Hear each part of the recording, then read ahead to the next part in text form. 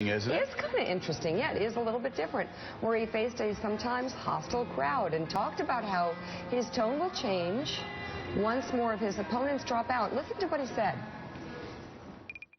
So maybe I'm wrong. Maybe you can prove me wrong, but I don't think that you're a friend to women. I knew I shouldn't have picked her. I knew I shouldn't have picked her. All right, so let me give you that answer right now.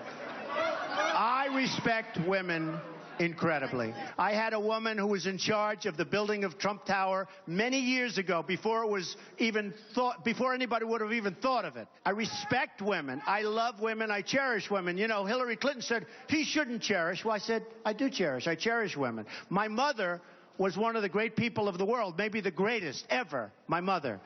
I respect women. I want to get paid the same as a man, and I think you understand that. So if you become president, will a woman make the same as a man, and I get to choose what I do with my body?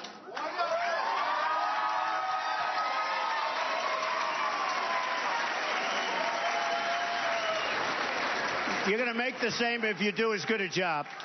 You're going to make the same if you do as good a job, and I happen to be pro-life.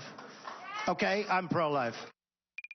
In the spirit of problem solving, I'm wondering if you're at all concerned that some of the divisive language you use on the campaign trail undermines your ability to solve problems. I have to say what I do. You know what? I mean, I understand. Here's the thing. I went to Ivy League schools. I know what's divisive. I know what's not divisive, in all fairness. And what you do, I don't want to necessarily be politically correct all the way down the line. I see politicians, they're afraid to say anything because it's not politically correct. And they know the answers, and they refuse to give them because they're afraid it's not going to be politically correct.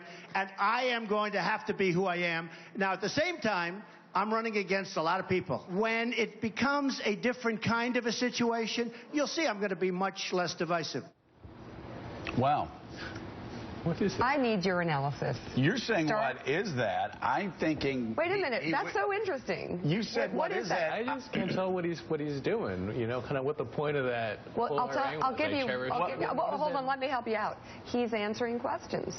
He answered questions. He gave his opinion on a very, very polarizing issue that usually makes a lot of politicians actually shake in their shoes and hem and haw and say nothing. You're talking about abortion. I don't agree with him on a couple of issues, but he answered questions, and I don't understand why, like, you actually look cross-eyed. No, it was just the answers that I was surprised by. You're surprised by his answers because you don't like the answers? No, because he didn't really answer the questions. He said, I cherish life. No, but he was asked about equal pay. Equal pay for equal work. Meaning if you do a good job and you do the same... He didn't embrace any policy in that answer. He didn't say, I would do this. Well, there would be here, let me step in as the lone Republican in this zip code right now. Yeah, please. He gave the answer that I would... He gave the answer that as a Republican I would want to hear. A political answer, I think. No.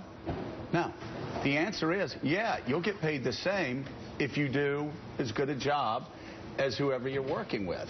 And anybody that knows Trump and knows how he works and sees his office and sees his operation knows that's how he works. He doesn't give a damn, and chances are good. You know, a lot of people say he's a Democrat, he's whatever he is. He doesn't give a damn who you are, where you are, what you are, if you deliver. Yeah. And most Americans listening to that part, it's very interesting that you said, what did you say? I know. That's the part where I said, okay, I like that answer. And on pro-life, well, she's standing like this. Whatever. He goes, I'm pro-life. What do you want me to do? I get that. I get that. But in the equal pay for women, he gave an answer. He gave an answer that was going to please some people. But for an entry-level position, he didn't give an answer. No. A guy goes for a job, I would have followed up if I were her, but she's not a reporter. The woman often gets offered less pay than the guy. The whole point is that women are often not paid the same for the same amount of work or the same. Right. So yeah, I know that. I'll make it so is not like an answer. And well, I totally know that. All I'm doing is I'm saying Trump going there, delivering that message, that is a message that a lot of small business people and a lot of people sitting in their chair at home, if he is the Archie Bunker billionaire, when he says something like that, they go damn straight.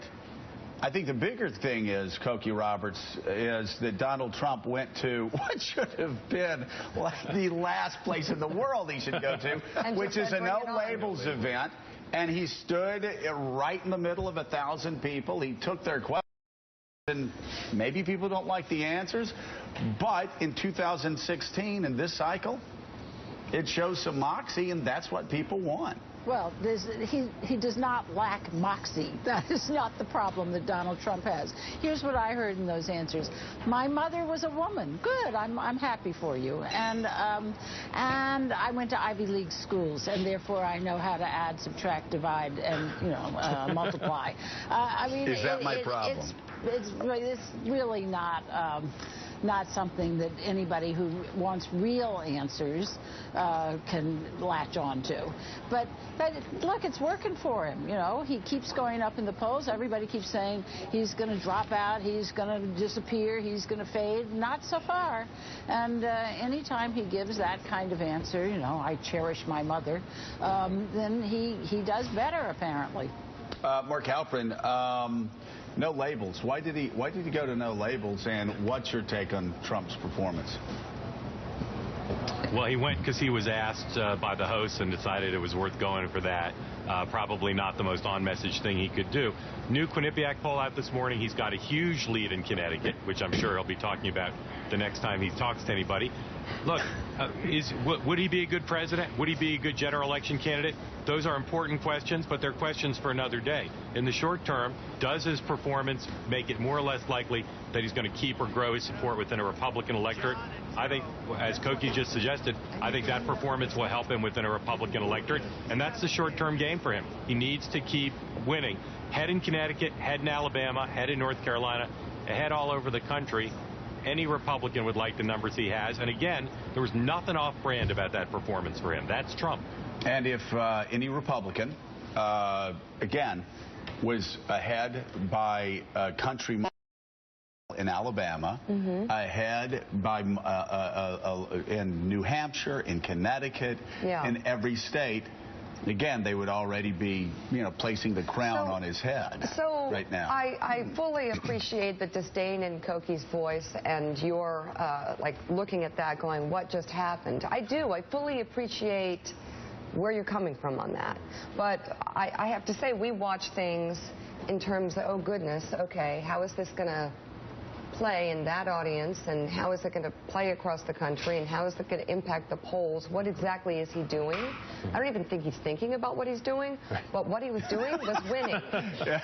What he was doing was winning. I'm telling you, those answers weren't necessarily, they might have been disdainful among the likes of the intellectual elite because he didn't go into deep policy on equal pay or deep policy on women, but he was right there with his answers, gave clear, you know what, hey, you don't like me? I don't really care. You don't like my opinion? This is what it is. I'm not going to be politically correct. And then he gave a very clear answer on the issue of being pro-life, which I know to most of the intellectual elite that is horrifying. Well, that's what separates his candidacy, because he gives his answers without fear.